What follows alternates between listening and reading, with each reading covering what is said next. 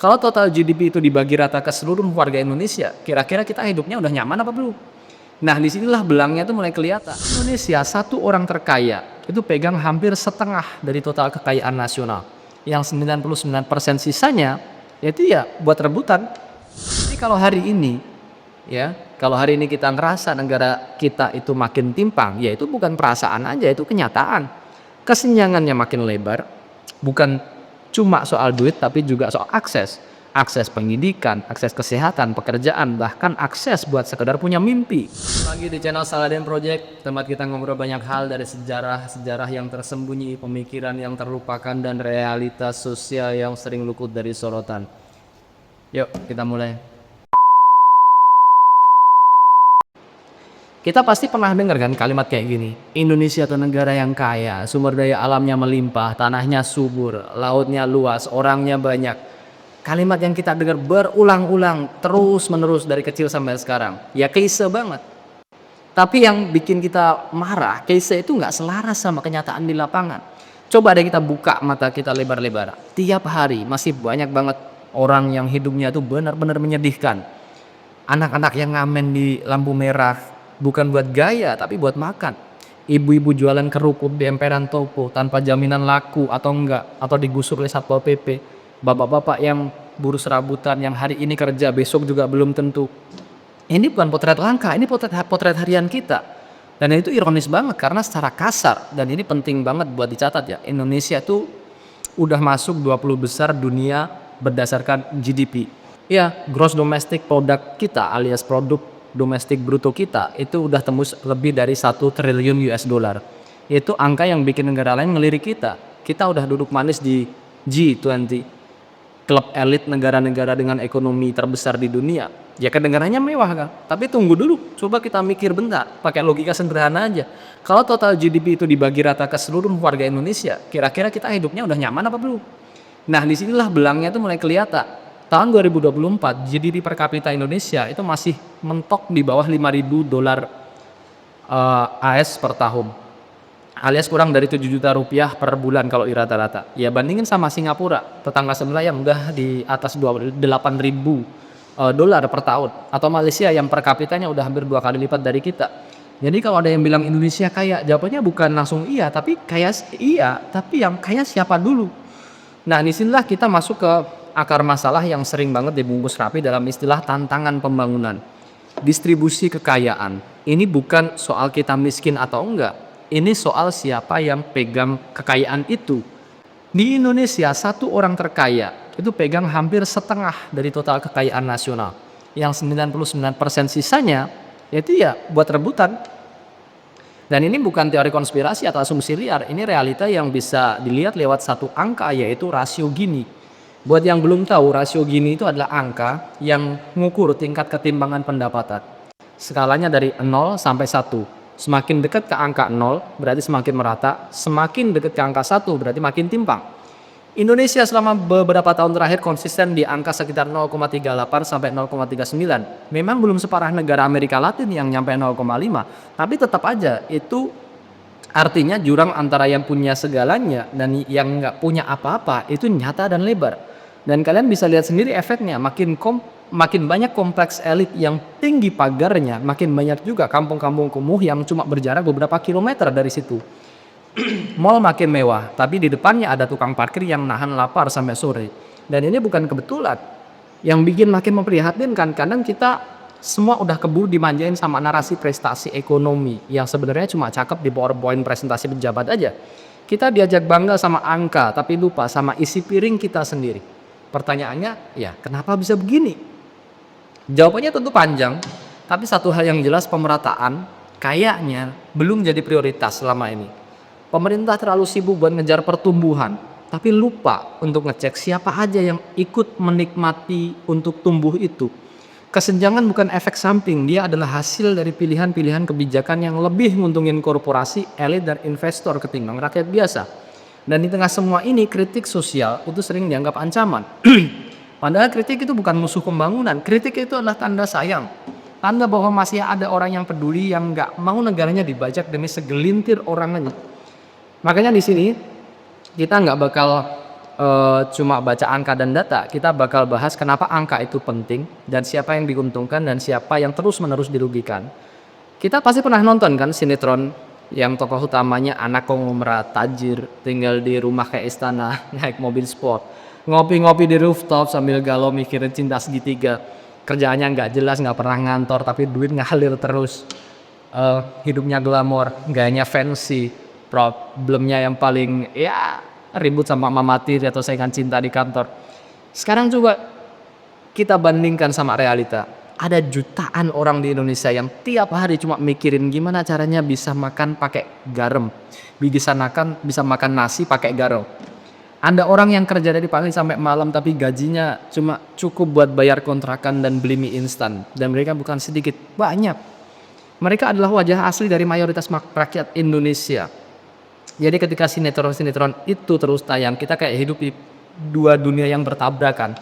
Satu dunia imajinasi penuh glitter, satu lagi dunia nyata yang penuh dengan perjuangan.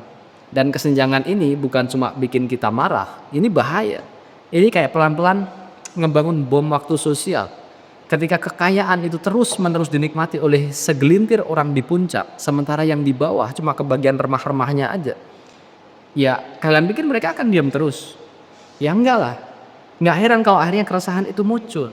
Kadang lewat demo mahasiswa, kadang lewat cuitan di X, kadang lewat komentar nyinyir di TikTok. Tapi yang lebih ngeri, keresahan itu bisa meledak jadi konflik horizontal dan ini yang kita khawatirkan. Orang bawah marah sama orang bawah yang lain. Padahal musuh mereka sama, yaitu sistem yang nggak adil. Ketimpangan ini bukan sekedar statistik, dia nyata dan kita bisa melihatnya setiap hari. Coba kita lihat di Jakarta atau kota besar yang lain. Kita bisa nemuin dua dunia dalam satu kota, bahkan dalam satu kecamatan. Satu sisi berdiri megah apartemen elit, mall ber-AC dingin, restoran penuh dengan menu bahasa Perancis dan mobil-mobil mewah yang terparkir rapi. Coba kita jalan 500 meter ke belakang gedung itu, tiba-tiba suasananya berubah. Ada gang sempit, rumah petak yang atapnya bocor, anak-anak main di selokan karena nggak ada taman, dan orang-orang tua yang bengong karena belum tahu besok bisa makan apa. Lalu muncul pertanyaan klasik, lah pemerintah ngapain aja? Ya pemerintah bukannya nggak ngapa-ngapain. Ada beberapa program bansos, ada kartu sembako, BLT, program keluarga harapan, macam-macam lah. Tapi masalahnya bukan cuma bisa diselesaikan dengan bagi-bagi uang sesekali. Ini bukan ban bocor yang bisa ditambal. Ini struktur kendaraan ekonominya yang harus dibongkar ulang. Ekonomi kita terlalu bergantung pada sektor informal. Pedagang kaki lima, ojek online, tukang bangunan, buruh harian, itu semua termasuk sektor informal. Ya, sekarang kita bahas dua hal yang katanya bisa mengubah nasib lah, pendidikan dan kesehatan. Coba kita pikir deh, emang orang miskin itu bisa dengan gampang nyekolahin anak mereka sampai kuliah? Bisa bayar les, beli laptop, ikutan kursus bahasa asing. Banyak yang nggak bisa. Ya buru-buru mikirin kuliah, bayar seragam dan buku aja. Kadang-kadang harus gali lubang tutup lubang. Padahal pendidikan itu kunci buat muterin siklus kemiskinan. Tanpa pendidikan, peluang kerja bagus makin sempit. Tanpa kerja bagus, susah naikin taraf hidup. Akhirnya ya muter-muter di situ lagi, situ lagi. Dan jangan lupa soal kesehatan. Emangnya semua orang bisa rutin ke dokter atau kontrol gizi anak-anaknya? Kalau sakit-sakitan, ya nggak bisa kerja maksimal. Kalau nggak kerja maksimal, nggak bisa dapat penghasilan. Akhirnya ya lagi-lagi muter-muter di situ lagi. Sekolah, jangan bayangin semua anak itu bisa sekolah dan menikmati fasilitas yang keren. Banyak di sekitar kita yang fasilitas sekolahnya itu masih sangat-sangat kekurangan. Lantai masih tanah, akses jalannya rusak parah, dan sebagainya. Sementara di kota, anak-anak sekolah internasional belajar pakai iPad, pakai kurikulum Cambridge, diajar guru gule yang fasih ngomong British English. Ya, gimana mau ngejar? Gimana mau seimbang? Jadi kalau hari ini kita ngerasa negara kita itu makin timpang, ya itu bukan perasaan aja, itu kenyataan. Kesenjangannya makin lebar, bukan cuma soal duit tapi juga soal akses. Akses pendidikan, akses kesehatan, pekerjaan, bahkan akses buat sekedar punya mimpi. Dan selama itu dibiarkan, selama yang di bawah terus ditenangkan pakai jargon yang penting sabar. Sementara yang di atas itu pesta pora, kayak nggak ada krisis. Makanya pelan-pelan bom waktu itu makin besar. Dan jangan kaget kalau sewaktu-waktu bisa meledak. Terus yang juga bikin kita marah ya, kekayaan alam kita yang seharusnya jadi berkah itu justru berubah jadi bumerang. Harusnya bisa jadi sumber penghidupan yang mengangkat rakyat dari kemiskinan, tapi kenyataannya dikuasai oleh segelintir orang. Ya coba kita lihat deh, lahan-lahan sawit yang gede-gede itu dimiliki korporasi-korporasi besar, yang punya bukan orang kampung situ. Tambang-tambang emas, batu bara, nikel udah dikuasai investor asing atau perusahaan domestik yang temennya atau temennya temen dari penguasa. Nelayan susah dapat ikan karena lautnya udah dikaplik, ditutup keramba raksasa, lalu dicemari limbah. Orang kecil cuma jadi penonton di tanah kelahirannya sendiri. Yang lebih sial lagi, kerusakan alam yang dihasilkan dari eksploitasi gila-gilaan itu, dampaknya ditanggung bareng-bareng.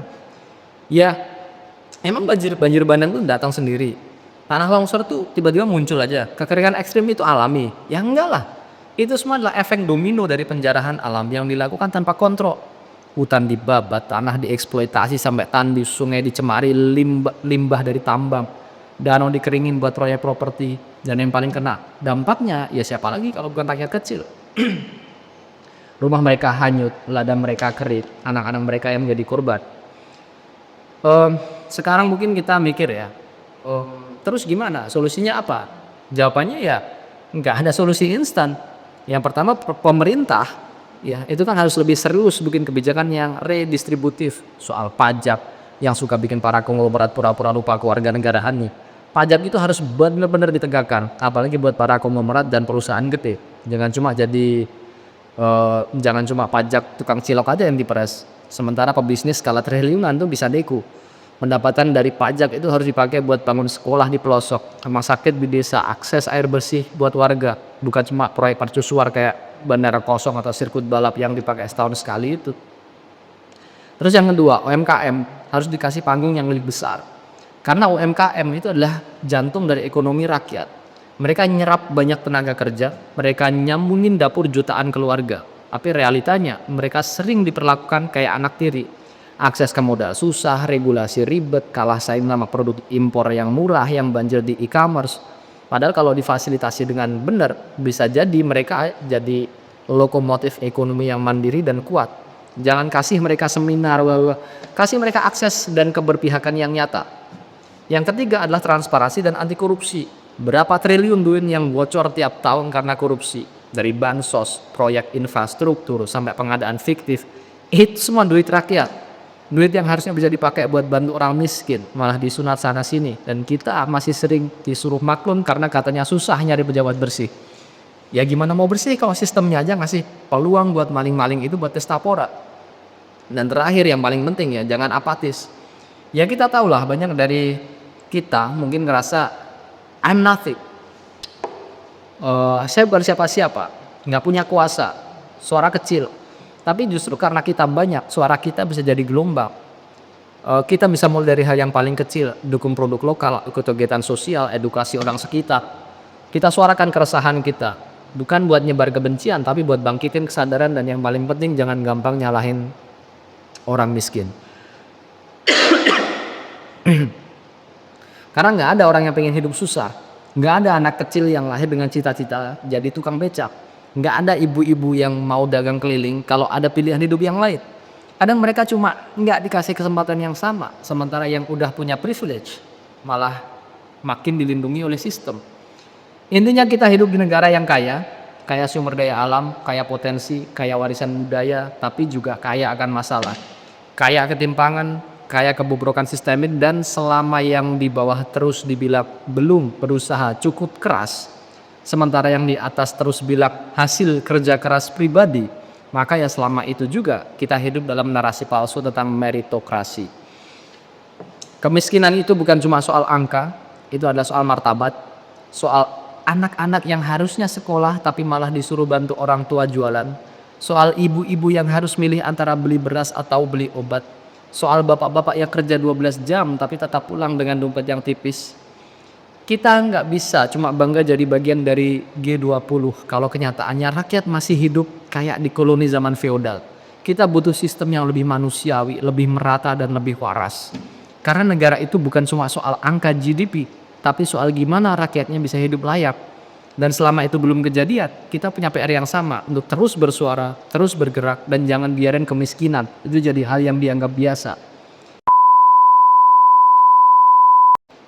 Dan Ya itu dulu bahasan kita kali ini. Dunia memang nggak selalu seperti yang kita inginkan, tapi ya lagi-lagi, what man is the man who does not make the world better. Terima kasih udah nonton sampai akhir. Kalau kalian suka sama konten ini, jangan lupa buat like, subscribe, komen, dan share biar kita bisa saling berbagi di sini. Saya pamit dulu, sampai jumpa di episode yang lain. Tetap semangat, tetap penasaran, dan bye.